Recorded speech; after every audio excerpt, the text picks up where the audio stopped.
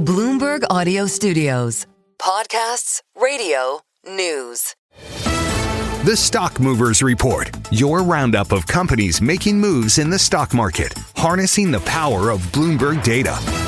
Let's do Stock Movers with Lisa Mateo.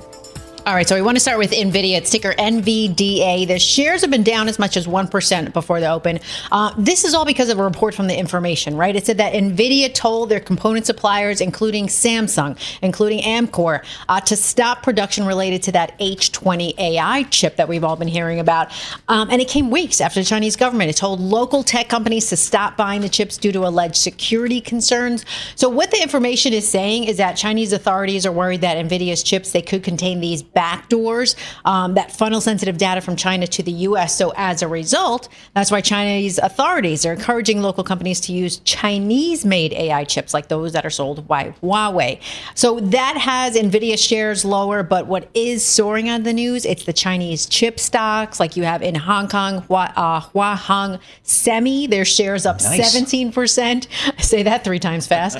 Shanghai Fudan and Microelectronics, they're up about 6% before the open. So that's as far as Nvidia. Now, Zoom communications, right? We all do the videos on Zoom. Sometimes we have the meetings there. I don't. So you don't do the Zoom meetings? No, I don't. Seriously? I don't. What? My entire life, I've done maybe 3 or 4 Zoom meetings in my entire life.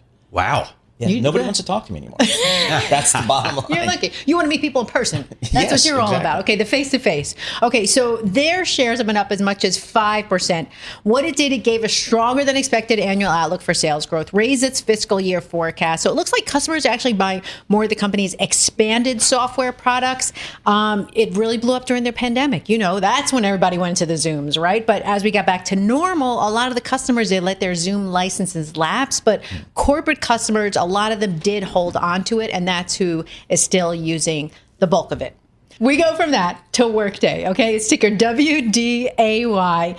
Their share, their shares dropped more than 5%. So second quarter professional services, adjusted gross profit, it missed estimates.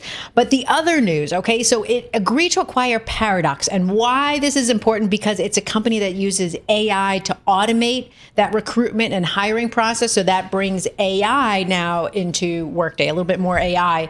No word on the financial terms of that deal, though. But it just came a week because we just heard news before that Workday had bought Flowise. That's a platform for building AI agents. And that's another deal that didn't disclose financial agreements. But it just goes to show you AI starting to go into that whole human resources like type realm.